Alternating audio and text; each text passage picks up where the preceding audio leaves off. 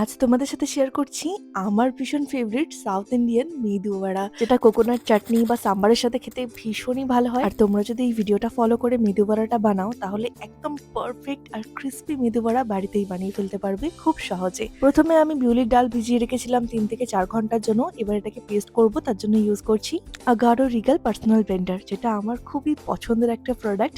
আর এটা কিন্তু 400 ওয়ার্ডের, আর এর মোটরটা 100% কপার দিয়ে তৈরি, তাই এটা যে কোনো ধরনের ব্লেন্ডিং বা গ্রাইন্ডিং এর জন্য ভীষণই ভালো। তো আমি এবার একটা জারের মধ্যে বিউলির ডালটাকে দিয়ে এবার এটাকে পেস্ট করে নেব। আর এই বিউলির ডালের মধ্যে কিন্তু খুব বেশি জল অ্যাড করা যাবে না, যদি প্রয়োজন হয় খুব সামান্য জল অ্যাড করতে পারো। তবে খুব বেশি জল দিয়ে এটাকে পেস্ট করলে মেদু বড়াটা কিন্তু একদমই ভালো হবে না। তো এইভাবে আমি সব ডালটাকে পেস্ট করে নিচ্ছি। এবার এর মধ্যে অ্যাড করব একটু স্বাদ মতো নুন। নুনটা অ্যাড করার পরে ডালটাকে খুব ভালোভাবে ফেটিয়ে নিতে হবে। যত ভালোভাবে ফাটাবে মেদু বড়ার ততটাই ভালো হবে এবং ফ্লাফি হবে। তো আমি এখানে খুব ভালোভাবে বেশ কিছুক্ষণ ধরে ফেটিয়ে নিয়েছি। এবার এটাকে চেক করে নেব, তাই অল্প একটু এই ডাল বাটার ব্যাটারটাকে নিয়ে একটু জলের মধ্যে দিচ্ছি।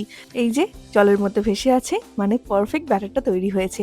এবার এর মধ্যে এক এক করে অ্যাড করে দেবো একটু গোটা জিরে, কুচি করা পেঁয়াজ, একটু আদা, একটু কারি পাতা দিচ্ছি, আর দিয়ে দেবো একটু কুচি করা কাঁচা লঙ্কা। তারপর এই ডাল বাটার সাথে সবকিছুকে ভালোভাবে মিশিয়ে নিচ্ছি।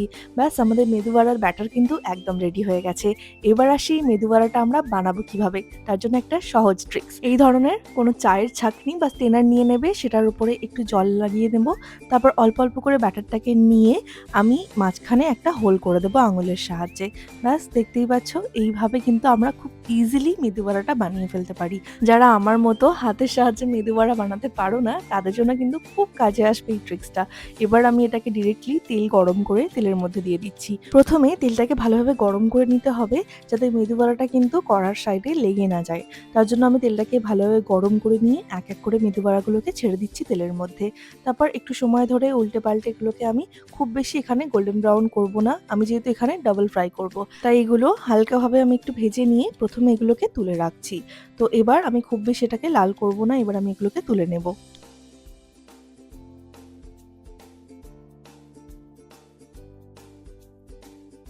তো এইভাবে আমি বাকি সব মেদু বড়াগুলোকেও হালকা হালকা করে ভেজে তুলে নেব।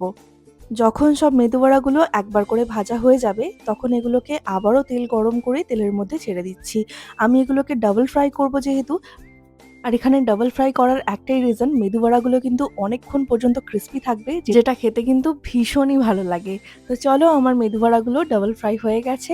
এইভাবে সবগুলোকে ফ্রাই করে নিয়ে আমি এখানে কোকোনাট চাটনির সাথে পরিবেশন করছি। আর ব্লেন্ডারটা ইউজ করার পরে এর জারগুলোকে ভালোভাবে লিকুইড সোপের সাহায্যে ক্লিন করে নেব। আর এর মেন মোটরটাকে একটা শুকনো কাপড়ের সাহায্যে মুছে নিচ্ছি। তো আমাদের মেদু বড়া একদম রেডি। তো তোমাদের কেমন লাগলো রেসিপিটা আমাকে অবশ্যই জানিও। আর এইভাবে যদি তোমরা রেসিপিটা ফলো করে বানাও তাহলে কিন্তু একদম পারফেক্ট ভাবেই তোমরা বাড়িতে খুব সহজে বানিয়ে ফেলতে পারবে। আর দেখো মেদু বড়াটা কতটা ক্রিস্পি হয়েছে, তাই অবশ্যই একবার বাড়িতে ট্রাই করে দেখো।